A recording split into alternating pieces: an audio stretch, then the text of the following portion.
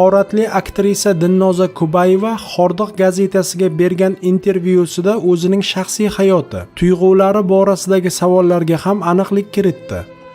Birinchi muhabbatingiz kim bo'lgan degan savolga aktrisa shunday javob qaytardi. Birinchi va haqiqiy muhabbatim ham rahmatli turmush o'rtog'im bo'lgan. Chunki nikoh muqaddas rishta. Alloh nikoh orqali juftlikni bir qilsa, bunda boshqacha hayot bo'ladi.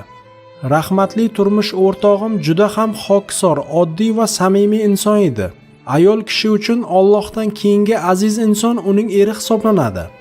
Shuning uchun jufti halolimni nihoyatda e'zozladim, qadriga yetdim. Turmushimiz davomida 2 yil hech qanaqa filmlarga qatnashmadim. Faqat erimning roziligi bilan yashadim. Ammo shum taqdir bizni ayirdi. Yosh edi, 30 dan endi o'tganda vafot etdi.